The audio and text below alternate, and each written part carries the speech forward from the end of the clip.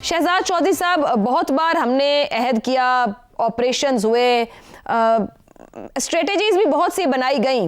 2025 बहुत खूनरेज साल भी साबित हुआ है। आपके ख्याल में फैसला कुन मोड़ साबित होगा या एक बार फिर हम साल के आखिर में या कुछ साल में खड़े होंगे एक आर्जी कामयाबी के साथ?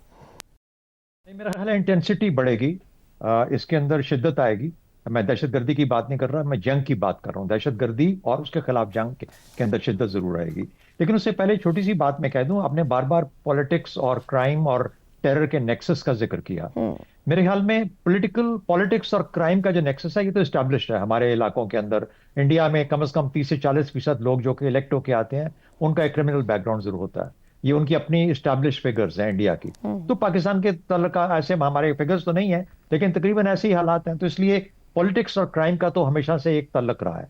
जहां पर क्राइम और टेरर मिल जाए वो सबसे खतरनाक चीज होती है, क्योंकि फिर दोनों के जो मफादात हैं वो मुश्तरका हो जाते हैं। तो हम ये कहेंगे कि पाकिस्तान की बॉर्डर इकोनॉमी और वॉर इकोनॉमी मदगम हो गए हैं, जो कि पाकिस्तान के लिए खतरे का बायस बन रही है। बहरहाल इसको छोड़ते हैं। आपने सवाल किया कि 2026 में क्या होगा। 2026 में आलमी तगय्युरात और उसका जो इजहार है वो वेनेजुएला से शुरू हुआ।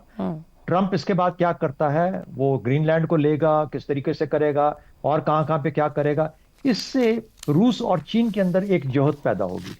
ये जो रूस और चीन की जोहत है वो अपने अपने जोन्स ऑफ इन्फ्लुएंस इलाकों में क्या शक्ल इख्तियार करेगी, उससे जितने वहां के मसाइल हैं वो खुल के सामने आएंगे। मिसाल के तौर पे चीन और रूस दोनों, तो रूस का नियर अब्रॉड है जो सेंट्रल एशिया है, और चीन का बीआरआई के सिलसिले में और फिर उसके बाद मिनरल्स के हिसाब से चीन अफगानिस्तान के साथ एक किस्म का ताल्लुक बन जाता है।